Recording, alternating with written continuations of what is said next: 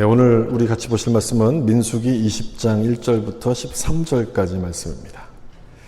우리 화면에 나오는데요. 다 같이 자리에서 일어나셔서 한 절씩 교독하도록 하겠습니다. 20장 1절 제가 먼저 읽겠습니다. 첫째 달에 이스라엘 자손 곧 온 회중이 신광야에 이르러 백성이 가데스에 머물더니 미리암이 거기서 죽음에 거기 장사되니라. 물이 없으므로 모세와 아론에게로 모여드니라. 백성이 모세와 다투어 말하여 이르되 우리 형제들이 여호와 앞에서 죽을 때에 우리도 죽었더라면 좋을 뻔하였도다. 어찌하여 여호와의 회중을 이 광야로 인도하여 우리와 우리 짐승이 다 여기서 죽게 하느냐. 너희가 어찌하여 우리를 애굽에서 나오게 하여 이 나쁜 곳으로 인도하였느냐. 이곳에는 파종할 곳이 없고 무화과도 없고 포도도 없고 석류도 없고 마실 물도 없도다. 회목문에 이르러 엎드리며 여호와의 영광이 그들에게 나타나며 여호와께서 모세에게 말씀하여 이르시되 지팡이를 가지고 내 형 아론과 함께 회중을 모으고 그들의 목전에서 너희는 반석에게 명령하여 물을 내라 하라. 내가 그 반석에 물을 내게 하여 회중과 그들의 짐승에게 마시게 하지. 모세가 그 명령대로 여호와 앞에서 지팡이를 잡으니라. 모세와 아론의 회중을 그 반석 앞에 모으고 모세가 그들에게 이르되 반역한 너희여 들으라. 우리가 너희를 위하여 이 반석에서 모세가 그의 손을 들어 그 지팡이로 반석을 2번 치니 물이 많이 솟아나오므로 회중과 그들의 짐승이 마시니라. 여호와께서 모세와 너희 나를 믿지 아니하고 이스라엘 자손의 목전에서 내 거룩함을 나타내지 아니한 고로 너희는 이 회중을 내가 그들에게 준 땅으로 인도하여 드리지 다리라. 같이 읽겠습니다. 이스라엘 자손이 여호와와 다투었으므로 이를 무리바 물이라 하니라. 여호와께서 그들 중에서 그 거룩함을 나타내셨더라. 아멘. 말씀에 은혜 받으세요. 인사하면서 앉겠습니다. 말씀에 은혜 받으세요. 아멘. 무리바 물의 교훈이란 제목으로 말씀을 나누겠습니다. 다시 민수기 말씀을 저희가 이제 이어가게 되는데 1장부터 19장까지 어떤 일이 있었는가 하는 것에 대해서 오늘 본문 1절 말씀이 아주 간단하게 요약을 해주고 있습니다. 1절을 좀 여기 보시면 첫째 달에 이스라엘 자손 곧 온 회중이 신광야에 이르러 백성이 가데스에 이르더니 미리암이 거기서 죽음에 거기 장사되니라. 이렇게 1절이 기록합니다. 아주 중요한 정보가 이 1절 말씀 속에 많이 이제 나오게 되는데 첫 번째 나오는 것처럼요. 여기 첫째 달이라고 되어 있죠. 이 첫째 달은 언제의 첫째 달이냐면 광야에서 40년째 됐을 때, 40년이 됐을 때의 첫 번째 달이란 뜻입니다. 이스라엘 백성들이 왜 광야에 40년 동안 있었습니까? 가나안 정탐꾼의 보고를 듣고 불평하다가 하나님께 벌을 받아서 그렇게 됐죠. 불평하던 이 모든 사람들이 죽을 때까지 광야에서 40년을 머물도록 하셨습니다. 그리고 그 기간에 태어났던 이 출애굽 2세대들이 가나안에 들어가도록 그렇게 이제 시간을 만드신 거죠. 1절에서 미리암이 거기서 죽음에라고 말씀하고 있는 것은 바로 그거예요. 불평하던 출애굽 1세대가 죽었다는 이야기고 이제 광야에서 태어난 새로운 세대로 교체가 되었다는 것을 상징적으로 보여주는 겁니다. 모세의 누이였죠. 미리암이 죽었다. 그런 의미가 있어요. 또한 이것을 가리켜서 어디를 뭐라고 부르냐면 가데스라고 부릅니다. 여러분 가데스가 어딘지 기억나십니까? 가데스. 가나안 정탐꾼의 그 이야기를 듣고 원망하다가 징계를 받았던 그 장소가 바로 여기잖아요. 바로 이 가데스라는 곳이었어요. 여기서 광야로 그대로 유턴을 해가지고 40년을 방황하다가 다시 제자리로 이렇게 딱 돌아온 거예요. 그러니까 만약에 방황하지 않았더라면 40년을 허비하지 않았겠고 바로 가나안 땅으로 들어갈 수 있었을 텐데 하나님의 말씀을 신뢰하지 않고 불평한 것이 얼마나 큰 죄가 되는지를 이 장면을 통해서 우리가 보게 돼요. 그런데 이 광야 40년의 광야 생활을 끝내고 다시 제자리로 돌아왔는데 여기서 또 사건이 벌어집니다. 또 민수기에서는요, 그 광야 40년 동안에 무슨 일이 있었는가는 기록하지 않습니다. 대신에 40년이 끝나고 여기서부터 이제 가나안 땅에 들어갈 때까지 한 1년 기간 동안 요때 무슨 일이 있었는가를 집중적으로 기록하는데 그 시작이 바로 오늘 읽은 이 본문이에요. 거기서 2절을 보시면 회중이 물이 없으므로 모세와 아론에게로 모여드니라 라고 되어 있습니다. 물이 없다고 되어 있죠. 물이 있을 거라고 기대했다는 거예요. 근데 그곳에 물이 없었어요. 그래서 아마 없어서 화가 났던 것 같아요. 모세에게 막 불평하기 위해서 찾아옵니다. 지금 이 장소가 어디라 그랬습니까? 가데스잖아요. 이 가데스는 오아시스였답니다. 그러니까 오아시스였으면 당연히 물이 있어야 되겠죠. 당연히 물이 있을 거라고 기대했는데 그 물이 없었던 거예요. 기대한 일이 이루어지지 않으면 여러분 얼마나 참 속이 상합니까? 속만 상하나요? 화도 막 나죠. 화가 나다 보니까 누가 우리를 이곳으로 인도한 거야? 이렇게 사람들이 이제 화를 내면서 모세에게 그 화풀이를 하기 위해서 모세에게로 지금 모여들고 있는 거죠. 그래도 여러분 이 사람들은 40년 동안 광야에서 하나님의 인도하심을 경험했던 사람들 아닙니까? 40년 동안 그 인도하심을 경험했던 사람들이에요. 그런데도 물이 없으니까 막 불평하면서 뭔가 분노하기 시작해요. 우리는 물이 없어 본 적이 없어서 그렇게 목말라 본 적이 없어서 이 장면이 어떤 장면인지 잘 이해가 되지 않을 수도 있겠지만 뭐 이런 사람들 있지 않습니까? 배가 고프면 화를 내는 사람들이 있어요. 배가 고프면. 밥을 딱 먹으려고 밥솥을 딱 열었는데 밥이 있을 거라고 기대했는데 밥이 없어요. 그럼 여러분 얼마나 화가 납니까? 굉장히 화가 나잖아요. 그것에 곱하기 한 10배, 20배, 100배쯤 되는 이런 상황이라고 생각해 보시면 되는 거예요. 물이라는 건요, 그냥 없어도 되는 게 아니고요, 이 생존과 직결이 되는 거예요. 그러니까 물이 없다는 것은 굉장히 큰 위기 가운데 지금 처했다는 그런 얘기거든요. 그런 속에서 지금 불평을 하고 있는 것인데, 그런데 이들은 두 가지를 지금 깨닫지를 못하고 있습니다. 잊어버리고 있어요. 지금 이것이 가나안 땅에 들어가기 바로 전, 목전에 둔 입구라는 것을 잊어버리고 있어요. 그 말은 무슨 말이냐면, 가나안에 들어가기 전에 하나님이 주시는 마지막 시험이란 얘기예요.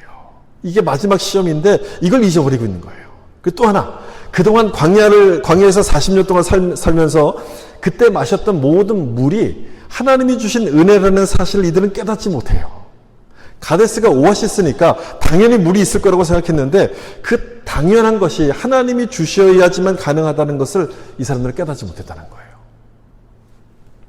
우리도 마찬가지인 것 같아요. 생각해보면 당연하다고 하는 것들이 사실 당연한 게 아니고 하나님이 주신 은혜인 거예요. 말하는 게 당연하잖아요. 또 숨 쉬는 게 당연해요. 근데 이 당연한 게 당연하지 않다는 것을 느끼는 게 언제냐면 감기에 걸려보면 알아요. 감기에 걸려갖고 코가 막히다 보면 내가 그동안 코로 숨을 쉬는 것이 얼마나 큰 은혜였던가 깨닫게 돼요. 다리가 부러지면 걸어 다녔던 것이 얼마나 큰 은혜였던가를 깨닫게 돼요. 당연한 게 아니라 하나님이 나에게 은혜를 주셨구나 하는 것을 깨닫게 되는 거예요. 그래서 여러분 우리가 보고 듣고 걷는 이 일상을 당연한 거라고 생각하지 마시고요. 하나님이 나에게 주신 은혜라는 것을 꼭 기억하셔야 돼요. 감사하셔야 되는 거예요. 가데스에 물이 없었던 것도 바로 그것을 깨닫도록 하셨던 것이 아닐까. 그동안 당연하게 생각하면서 마셨던 그 모든 물이 당연한 게 아니라 하나님이 나에게 주신 은혜였구나. 그걸 깨달으라고 지금 이렇게 하시는 거예요. 근데 이 백성들은 그걸 깨닫지를 못해요. 당연한 일들이 하나님이 주신 축복이라는 것을 깨닫지 못하고 막 불평하기 시작합니다. 이런 상황에서도 하나님께서 또 다른 물을 주실 거라고 믿고서 감사해야 되는데 이 사람들은 감사하기는커녕 불평하기 시작해요. 이스라엘 백성들의 모습을 보면 참 우리와 비슷하다는 생각이 참 많이 들어요. 그래서 뭐라고 지금 불평하냐면 3절을 좀 보시면 백성이 모세와 다투어 말하여 이르되 우리 형제들이 여호와 앞에서 죽을 때에 우리도 죽었더라면 좋을 뻔하였도다. 차라리 우리를 죽게 놔두지 왜 살게 했습니까? 뭐 그런 얘기예요. 근데 여기 우리 형제들이라고 하는데 출애굽했던 1세대, 부모 세대를 말하는 거예요. 이 사람들이 불평하다 광야에서 다 죽었잖아요. 그때 이 사람들이 죽을 때 우리도 같이 죽게 하지 왜 우리를 살게 했는가? 그런 말이에요. 이런 나쁜 말이 어디 있습니까? 세상에. 이런 악한 말이 어디 있어요? 화가 나면 못할 말도 막 물론 하는 게 물론 우리들의 모습이긴 하지만 그래도 이런 말은 아닌 거예요. 하나님이 살게 하시는 것은 이유가 있어서 살게 하세요. 또 하나님이 죽게 하시는, 데려가시는 것은 이유가 있어서 또 데려가시는 거예요. 이들을 살려두신 것은 가나안 땅에 들어가는 축복을 주시기 위해서 하시는 것인데 이런 말을 해요. 여러분 이 사람들은 지금 이 말을 하고 있는 사람들은요. 광야에서 태어났던 출애굽 2세대들입니다. 하나님께 벌을 받아서 광야에서 죽었던 부모 세대와는 다른 세대인데 세대가 완전히 지금 교체가 됐거든요. 근데 하는 말을 보세요. 하는 말을 보면 행동을 보면 부모 세대와 똑같은 말을 해요. 똑같은 말을 해요. 차라리 죽는 게 낫겠다. 왜 우리를 여기까지 데려왔느냐. 똑같은 말을 해요. 여러분 이 말을 다 어디서 배웠을까요?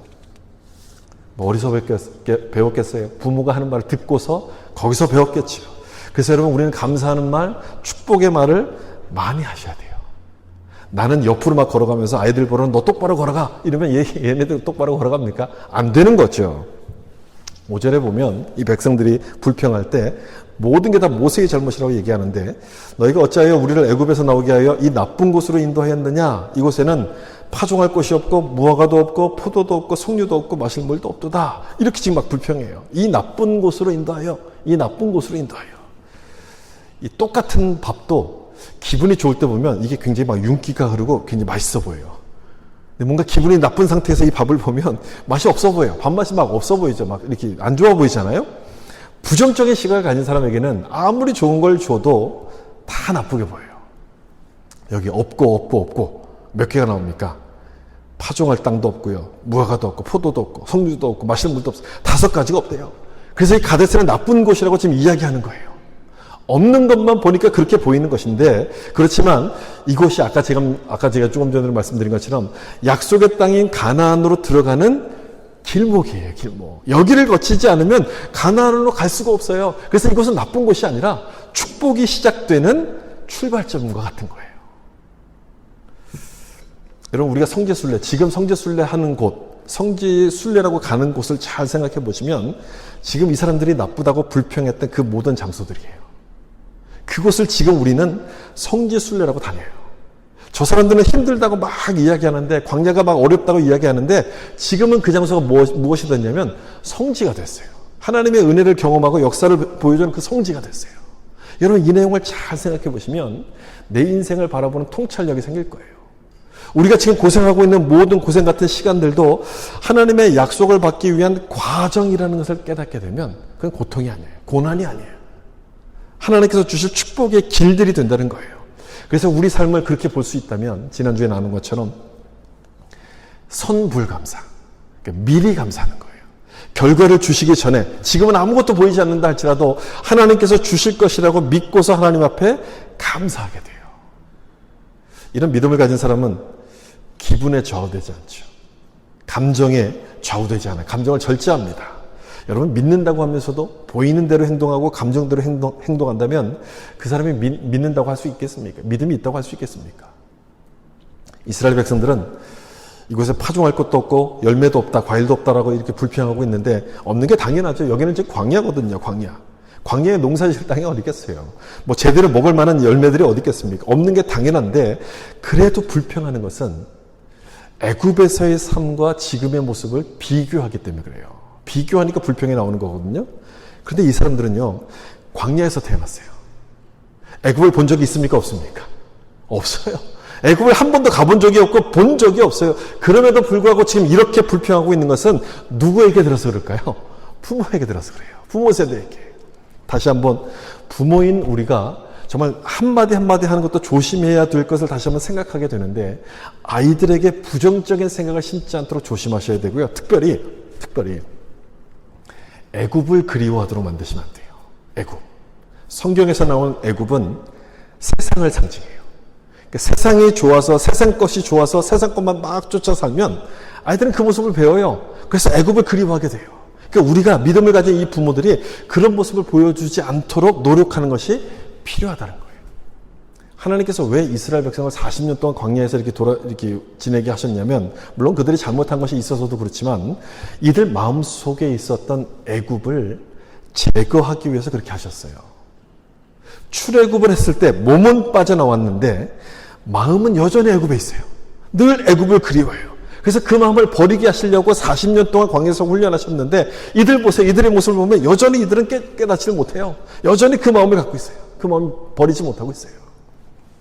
우리 마음속에 자리 잡고 있는 이 애굽, 세상 것에 대한 욕심이 여러분 얼마나 질긴지 아시겠죠? 얼마나 끈질긴지 아시겠죠?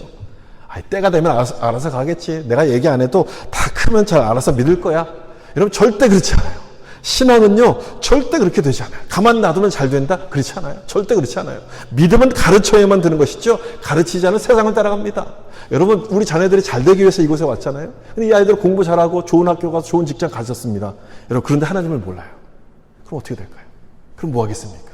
보이는 것을 세상을 따라가다 세상의 끝인데 이따가 없어질 세상에서 잘 되고 영원한 것을 깨닫지 못하면 어떻게 되겠어요? 신앙은 가르쳐야 돼요. 가르쳐야 돼요. 특별히 부정적인 시각이 갖지 않도록 믿음의 눈으로 보도록 가르쳐야 되는데, 색안경을 끼고 보면 이 세상이 다 다르게 보이는 것처럼 어떤 안경을 끼게 되는가, 어떤 안경을 끼워줄 것인가가 부모의 역할이에요. 어려운 일을 만나도 감사하면서 믿음으로 인내하는 모습을 보여주면 우리 아이들은 정말 믿음의 안경을 쓰게 될 거예요. 여기 5절에서 없고 계속 없다고 얘기하잖아요. 왜 없다고 얘기할까요? 불신의 안경을 쓰고 있으니까 다 없는 것만 보여요. 그런데 믿음의 안경을 딱 쓰게 되면 파종할 곳이 없고 열매가 없어도 보이는 게 하나가 있습니다. 뭐가 보일까요? 믿음의 안경을 쓰면 하나님의 약속이 보이는 거예요. 믿음의 안경을 쓰면 하나님의 약속이 보여요. 아, 이곳은 종착지가 아니라 잠깐 머물다가 지나가는 곳이라는 사실을 알게 되면서 감사하게 돼요. 그러므로 우리가 먼저 믿음의 안경을 써야 되고, 그리고 우리 자녀들 세대에게도 믿음의 안경을 쓰게 할 때 하나님이 약속하신 축복의 땅으로 들어가게 된다는 사실을 여러분 믿으시길 바랍니다. 아멘. 이제 백성들의 불평에 대해서 모세가 어떻게 반응하는가 모습을 좀 보시면 좋겠는데, 결론부터 좀 말씀드리면 여기서 모세가 화를 냅니다. 화를 내요. 그리고 하나님의 거룩을 훼손합니다. 그래서 뭐라고 하나님께서 벌하시냐면, 너는 가나안 땅에 들어가지 못한다, 이렇게 벌을 내리세요. 가나안에 들어가지 못하는 것을 뭐 어떤 분들은 구원받지 못한 것 아니냐 뭐 이렇게까지 생각하시는 분들이 있는데, 그건 좀 아니고요. 그렇게 연결하는 건 아니고요. 모세가 지도자로서의 역할을 감당하지 못한 것에 대해서 하나님이 책임을 물으시는 그런 거예요. 구원받지 못했다는 것과는 전혀 상관이 없는 거죠. 따라서 이 사건은 모세 같은 위대한 리더도 얼마든지 실수할 수 있다는 것을 보여주면서 우리로 하여금 반면 교사로 삼을 것을 보여주는 그런 말씀이죠. 사실 모세는 성경에서 가장 세상에서 온유한 사람, 이렇게 소개하는 사람이에요. 세상에서 가장 온유한 사람, 하나님께 인정받았던 사람이에요. 근데 그런 모세가 왜 화를 내서 가나안 땅에 들어가지 못하는 실수를 범했을까? 오늘 본문을 좀 더 자세히 보면 좋겠는데, 이 가데스에서 막 물이 없다가 이렇게 불평하는 사람들, 백성들이 불평했을 때 모세는 하나님께 엎드립니다. 기도한 거죠. 언제든지 모세는 뭔가 문제를 만나게 되면 하나님 앞에 제일 먼저 엎드려서 하나님의 뜻을 물어요. 그때 하나님께서 이 모세에게 이렇게 말씀하셨어요. 너의 지팡이를 가지고 반석에게 명령해서 물을 내게 하라, 이렇게 말씀하셨어요. 그래서 모세는 그 말씀대로 지팡이를 들고 반석으로 가요. 근데 그 반석을 2번 칩니다. 물이 나와요. 그래서 그 물을 백성과 거기 있는 가축들이 다 마시게 돼요. 백성들의 숫자가 한 200만이 넘는 숫자거든요. 그 많은 사람뿐 아니라 이 거기 있는 가축들까지 다 먹을 정도의 물이 막 쏟아져 나왔어요. 얼마나 많은 물이 쏟아졌겠어요. 정말 폭포수 같은 물들이 막 쏟아졌을 거예요. 그렇게 해서 불평하는 이 백성들의 갈증을 하나님이 해결해 주세요. 터무니없는 백성들의 원망에도 불구하고 하나님은 진노하지 않으세요. 화내지 않고 물을 주세요. 야, 너네가 얼마나 목말랐으면 그랬겠니? 하시면서 하나님은 너그러운 마음을 갖고 참으시면서 이들에게 물을 주시는데, 놀라운 것은요, 불평하는 백성에게는 참으시는데 모세에게는 참지 않으세요. 모세는 징계하세요. 이게 참 놀라운 장면이에요. 여기 보세요. 12절 보시면 여호와께서 모세와 아론에게 이르시되, 너희가 나를 믿지 아니하고 이스라엘 자손의 목전에서 내 거룩함을 나타내지 아니한 고로 너희는 이 회중을 내가 그들에게 준 땅으로 인도하여 드리지 못하리라. 가나안 땅에 들어가지 못한다는 말씀인 거예요. 그래서 이곳을 가리켜서 무리바 이렇게 부릅니다. 무리바, 다툼 이런 뜻이거든요. 다투다 이런 뜻이에요. 누가 다퉜다는 뜻일까요? 여기서 13절에 보면 이스라엘 백성들이 하나님과 이렇게 다퉜다라고 기록하고 있지만, 저는 이렇게 생각해요. 여기 12절에 모세가 나를 믿지 아니하였다라고 하나님께서 말씀하시는 걸 볼 때, 모세가 하나님과 다퉜다는 것을 말씀하시려는 거구나. 저는 그렇게 생각합니다. 이스라엘 백성들이 모세에게 대항한 것은 사실 하나님을 대항한 것과 마찬가지거든요. 하나님 앞에 대든 것과 똑같은 것인데도 불구하고 하나님은 이들에게 그냥 물을 주세요. 야단치지 않고 뭔가 말하지 않고 그냥 물을 주세요. 근데 이 모세에게는, 하나님의 종이잖아요, 모세는요. 온갖 고생을 다 했잖아요. 근데 이 모세에게는 하나님께서 징계하세요. 지도자의 책임을 더 엄중히 보신다는 그런 의미도 있겠지만, 따라서 이 무리바 사건은 이스라엘 백성들의 불평보다는 모세의 실수에 초점을 맞춰서 보는 것이 더 맞습니다. 믿음이 있다고 하는 사람, 신앙생활을 오래 했다고 생각하는 사람들이 범하기 쉬운 실수를 보여주면서 조심하라고 주시는 말씀이라는 거예요. 어떤 실수일까? 지금 설명드린 것처럼 하나님은 이 백성들에게 진노하지 않으시는데 누가 막 화를 냈어요? 모세가 화를 내요. 모세가 막 여기서 화를 내요. 반석을 2번이나 막 치지 않습니까? 그것은 불평하고 있는 이 백성들에게 화가 나서 이 반석을 친 거예요. 이 백성을 때릴 수는 없으니까 막 반석을 막 이렇게 친 거죠. 아무튼 막 모세가 화를 내요. 이 분노라는 것은 사실 우리가 갖고 있는 본성이잖아요. 연약한 인간이 가지고 있는 본성이기 때문에 분노 자체는 죄가 되지 않지만 이거를 참지 않으면, 이걸 절제하지 않으면 죄가 될 수 있어요. 그래서 에베소서 4장에서는 해가 지도록 분을 품지 말라 이렇게 말씀해요. 분노가 생기는 것은 어쩔 수 없는 것이지만 그거를 내가 처리하지 않으면 죄로 이어지기 때문에 하시는 말씀인데 모세가 바로 그렇게 한 거예요.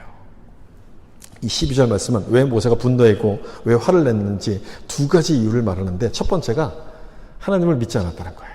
하나님을 믿지 않아서 화를 냈고, 또 하나는, 2번째는 하나님의 거룩을 생각하지 않아서 화를 냈다라고 지금 여기서 말씀해요. 근데 여러분, 첫 번째 모세가 하나님을 믿지 않았다는 그 말씀이 이해가 됩니까? 모세가 하나님을 믿지 않았어요? 모세처럼 열심히 믿었던 사람이 어디 있어요? 모세처럼 잘 믿는 사람이 없었는데 왜 하나님께서 이런 말씀을 하셨을까? 그것은 모세가 하나님을 대신해서 행동하려고 했기 때문에 그래요. 하나님을 대신해서 행동하려고 했기 때문에. 하나님의 명령은 지팡이로 반석을 가리키라 이렇게 말씀하셨어요. 그랬으면 그 말씀대로 순종해서 그대로 해야 되는데 모세는 지팡이를 들고 백성들을 다 모아요. 그래서 거기서 한마디를 합니다. 하나님께서 어떻게 이 불평하는 백성들에게 그냥 물을 주실 수 있지? 나라도 한마디 해야지. 아마 그렇게 생각했을 거예요. 모세 입장에서는 그럴 수 있다고 생각해요. 이들의 불평 때문에 광야에서 40년을 또 고생하지 않았습니까? 그렇게 고생하다 다시 제자리를 돌아왔는데 또 불평을 하는 거예요. 아유, 내가 누구 때문에 이 고생을 했는데 부모들이 원망하더니 이제는 이 자식 세대들까지도 나를 원망하네? 화가 났을 거예요. 모세 입장에서 화가 났을 거예요. 여러분, 지금 이때 모세의 나이가 몇 살인지 아십니까? 120세예요. 여기서 지금 불평하고 있는 이 백성들은요, 40대예요. 손잡버린 거예요. 한참 어린 이 세대가 막 할아버지 모세에게 막 대드는 거예요. 화가 안 나겠습니까? 꾹 참아놨던 모세의 분노가 폭발해요. 그러면서 이 반역한 너희들이여 들으라. 반석을 이렇게 막 내리칩니다. 여러분, 우리가 화를 참아야만 되는 이유는 참지 않으면 이 분노가 나를 끌어갑니다. 처음에는 내가 화를 내요. 근데 이걸 잘 절제하지 않으면 분노가 나를 막 끌어가기 시작해요. 통제가 안 돼요. 통제가. 이 분노한 모세가 뭐라고 했는가 보세요. 여기 보시면 10절 하반절이죠. 우리 같이 한번 읽어볼까요? 반역한 너희여 들으라. 우리가 너희를 위하여 이 반석에서 물을 내랴 하고. 누가 물을 내겠다고 지금 이야기하고 있어요? 누가? 우리가. 모세와 아론이 물을 낼 것이겠다. 내가 너희를 위해서 물을 내줘야 되겠냐? 지금 이렇게 하는 얘기예요. 너무 나갔죠. 나가도 너무 나갔어요. 분명히 하나님께서 물을 내겠다라고 말씀하셨는데 내가 물을 내줄까? 이렇게 지금 얘기해요. 모세가 분노한 것은 바로 이것 때문에 그래요.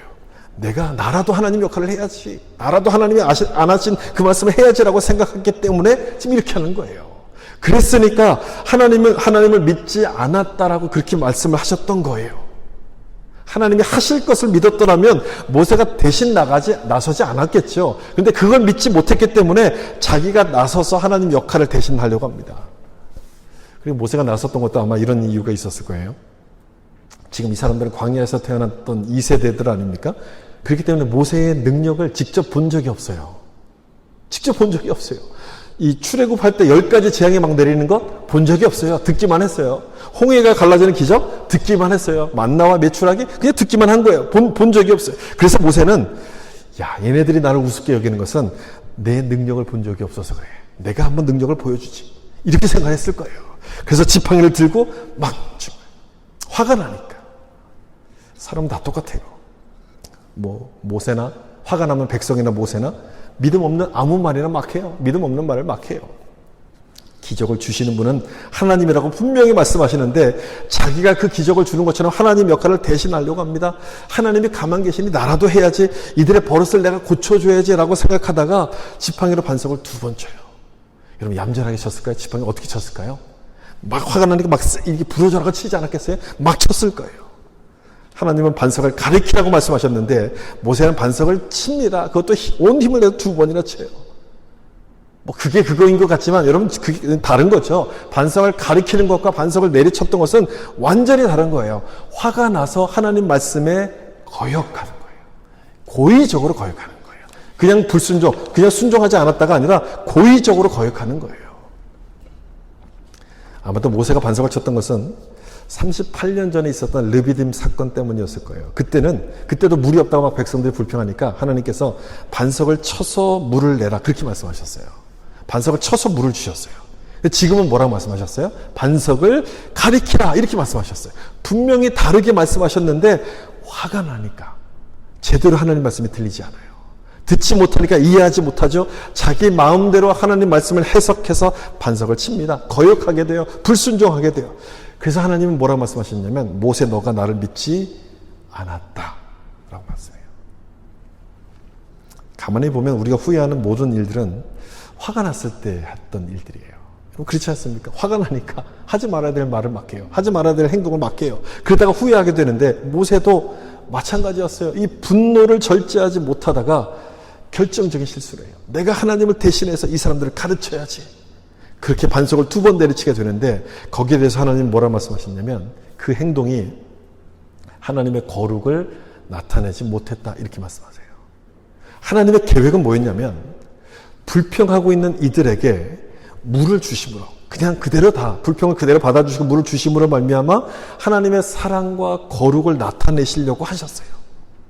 불평을 참아주시고 물을 주시면 하나님의 거룩하신 뭔가 좀 다른 모습이 나타나는 거잖아요. 그렇게 거룩을 나타내시려고 했는데 모세가 분노하면서 지팡이를 친 거예요. 그래서 그 하나님의 거룩을 다 망가뜨려 버렸어요. 순종이 중요한데 하나님 말씀대로 순종하는 게 여러분 참으로 중요한 겁니다. 굉장히 중요한 파트예요. 하나님 말씀대로 순종하는 게 참으로 중요해요. 내 생각대로 순종하면 능력은 나타날 수 있을지 몰라요. 그 일을 할 수 있을지 모르지만 하나님의 거룩은 나타나지 않아요. 여기서 중요한 것은 능력보다도 거룩이 더 중요하다고 말씀해요. 우리는 그 일만 하면 되지 않냐고 생각합니다. 근데 능력은 우리에게 중요한 것이지 하나님은 거룩을 더 중요하게 보신다는 거예요. 이 거룩은 어떻게 나타나냐면 하나님의 방법으로만 나타날 수 있는데 거기에 내 생각을 더하고 내 감정을 더하게 되면 하나님의 거룩은 훼손돼요. 나타나지 않아요. 모세가 바로 그 모습을 보여줘요. 그렇게 하는 순종은 가나안에 들어가지 못한다고 하실 정도로 하나님이 기뻐하지 않는다는 것을 우리가 좀 기억할 필요가 있는 거죠. 다시 12절로 가서 하나님께서 모세를 징계하시는 말씀이 나오잖아요. 여기서 뭘 지적하시는 걸 잘 보셔야 되는데 분노했다고 지적하지 않고요. 불신했다는 것을 지적합니다. 그렇죠? 나를 믿지 아니하고 하나님을 믿지 못한 그 불신을 지적하고 있다는 것을 여러분 잘 보셔야 돼요. 이게 굉장히 중요한 부분이에요.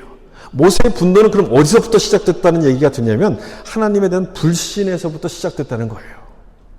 이스라엘 백성들처럼 어쩌면 불평 가득한 사람하고 40년을 살다 보니까 모세도 전염이 돼서 그랬을지도 모르겠습니다.